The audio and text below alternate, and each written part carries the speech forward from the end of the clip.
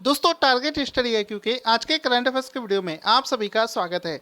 दोस्तों आज का ये पीडीएफ आप हमारे टेलीग्राम चैनल से डाउनलोड कर सकते हैं, जिसका लिंक इस वीडियो के डिस्क्रिप्शन बॉक्स में दे रखा है। दोस्तों आज हम जिस क्वेश्चन को डिस्कस करने वाले हैं, अभी आपने कुछ दिनों पहले सुना था एक जूम ऐप के बारे में। तो ये जो जूम ऐप है, इसका इस्तेमाल वीडियो कॉन्फ्रेंसिंग को करने के लिए किया जाता है, सभी को पता है। सरकार ने गाइडलाइंस जारी करी थी जिसके द्वारा जूम ऐप को सिक्योरिटी के पॉइंट ऑफ व्यू से रिस्क बताया था। ठीक है, तो यहाँ पर अभी इसी अपॉर्चुनिटी को देखते हुए अभी एक कंपनी ने एक नया मैसेंजर लॉन्च किया है, उसके बारे में आज का हमारा पहला प्रश्न बना है। तो क्वेश्चन बना है कि जूम वीडियो ऐप के विकल्प के रूप में किस कंपनी ने मैसेंजर रूम्स नाम से एक ऐप को लॉन्च किया है। तो इसका राइट आंसर हो जाएगा ऑप्शन नंबर ए, फेसबुक। क्योंकि यहाँ पर एक बहुत बड़ी अपॉर्चुनिटी बनी है। लॉकडाउन के चलते बहुत सारे ऐसे लोग हैं जो कि मीटिंग ऑर्गेनाइज करना चाहते हैं, जिसमें आपके 15 से 20 लोग या फिर 50 लोग तक उस मीटिंग में शामिल होना अगर चाहते हैं, या फिर गवर्नमेंट की भी कोई मीटिंग ऑर्गेनाइज होनी है और उस मीटिंग के लिए एक सिक्योर ऐप के लिए रिक्वायरमेंट्स बढ़ रही हैं।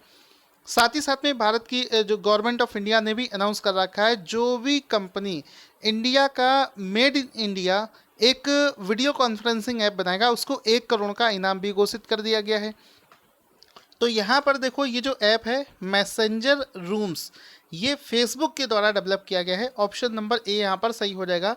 यहाँ पर आप इसका एक फ़ोटो भी देख सकते हैं, जिसमें कि डेमो के रूप में एक फ़ोटो लगाया गया है, जिसमें देखो ये बहुत सारे लोग आप देख रहे होंगे जो कि वीडियो कॉन्फ्रेंसिंग के माध्यम से एक दूसरे से जुड़ रहे हैं।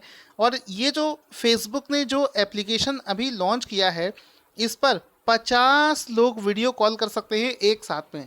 कितने लोग? 50 लोग एक साथ में वीडियो कॉल कर सकते हैं। और इस ऐप को फेसबुक के द्वारा डेवलप किया गया है। एक पहली वाली ये फ़ोटो देख सकते हैं, जिसमें कि देखो फेसबुक का लोगो भी आपको दिख रहा होगा। इस तरफ भी देखो फेसबुक का लोगो दिख रहा है। साथ ही साथ में एक और फोटो यहाँ पर मैं आपको दिखाना चाह रहा हूँ। इसमें भी देखो लिखा है फेसबुक देगा टक्कर किसको? जूम एप्लीकेशन को, क्योंकि वो लेकर आ रहा है एक एप्लीकेशन जिसका नाम है मैसेंजर रूम्स। ठीक है, तो ये इसका राइट आंसर हो जाएगा।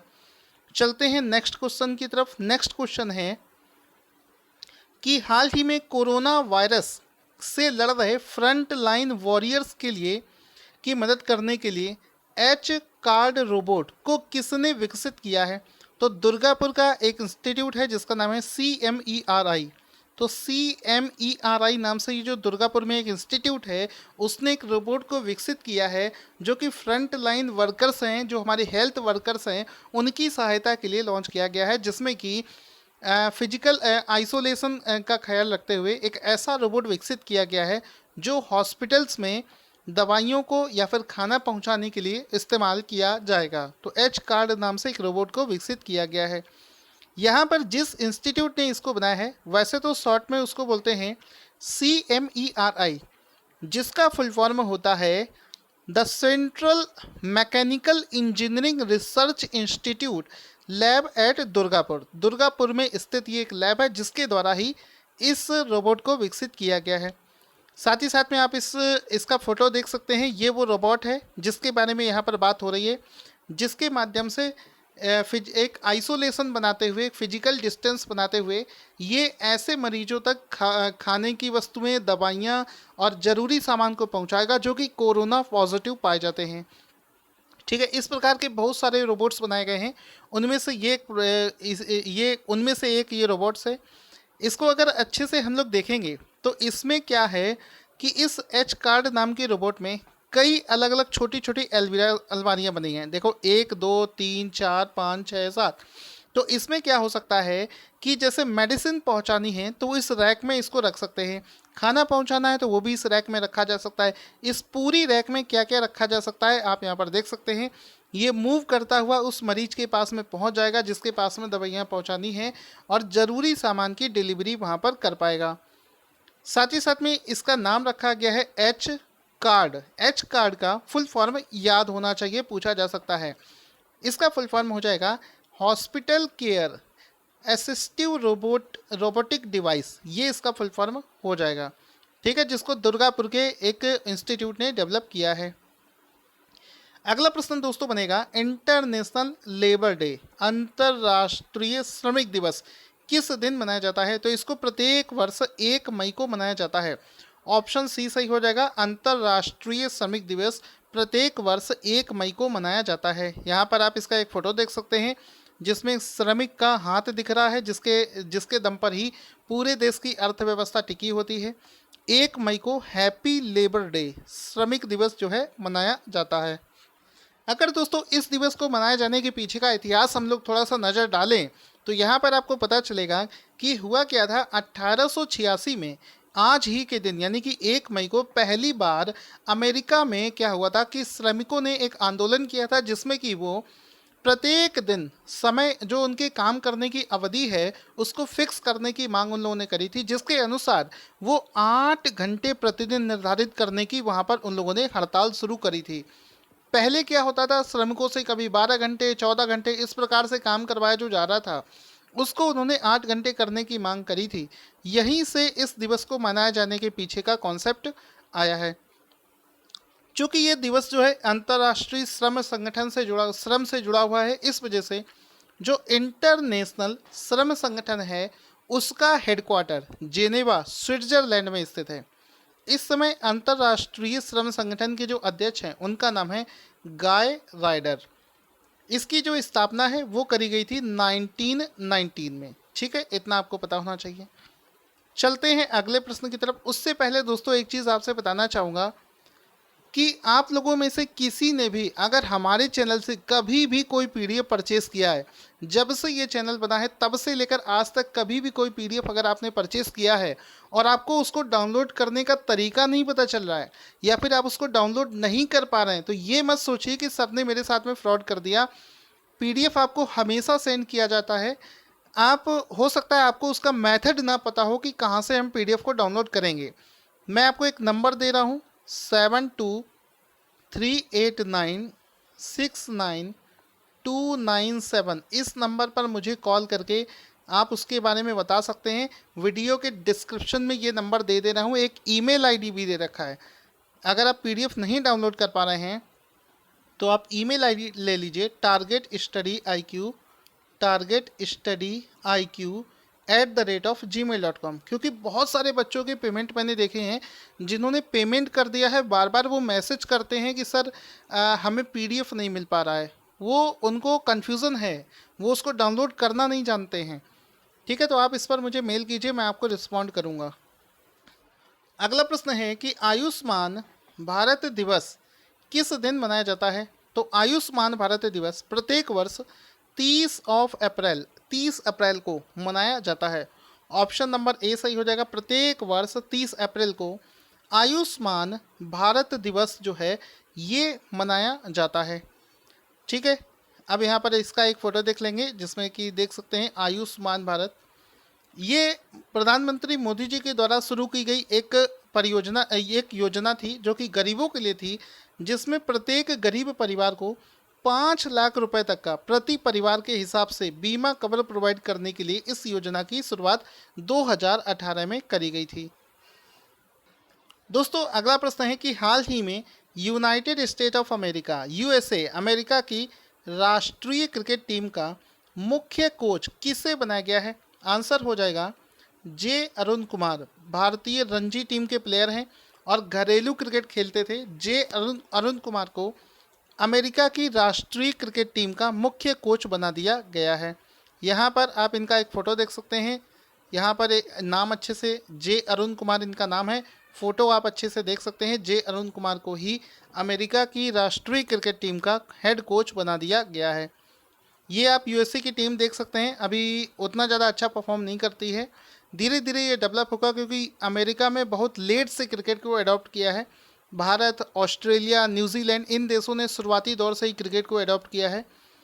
इस वजह से अमेरिका जैसे देश जो हैं ये भारतीय क्रिकेट से बहुत ज़्यादा इन्फ्लुएंस हैं। इस वजह से भारत के कोच वहाँ पर आसानी से ले लिए जाते हैं। यूएसए क्रिकेट का जो हेडक्वार्टर है वो कोलोराडो अमेरिका में स्थित है। इसके जो अध्यक्ष हैं उनका नाम है पराग मराठे। इसके जो सीईओ हैं वो हैं इयान हिंगी। ठीक है, आगे चलते हैं। अगला प्रश्न बनेगा, एक स्कीम होती है मनरेगा। मनरेगा योजना के तहत सबसे ज़्यादा रोजगार देने के मामले में कौन सा राज्य पहले स्थान पर आया है? तो इसका राइट आंसर हो जाएगा छत्तीसगढ़। ऑप्शन नंबर डी सही हो जाएगा कि जो मनरेगा योजना है जिसके तहत एक रोजगार प्रदान करने के लिए ये जो योजना चलाई गई थी, उसके अनुसार रोजगार देने के मामले में कौन सा राज्य पहले स्थान पर आया है? तो छत्तीसगढ़। छत्तीसगढ़ इस लिस्ट में पहले स्थान पर आता है।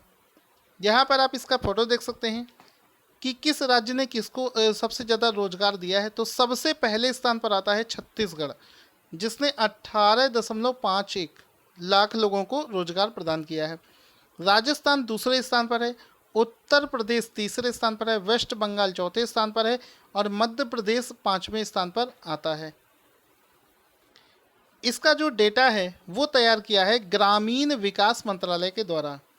इसका फुल फॉर्म अगर आपसे पूछा जाए मनरेगा का फुल फॉर्म क्या हो जाएगा, तो Mahatma Gandhi national rural employment guarantee act, ये इसका पूरा फुल फॉर्म हो जाएगा।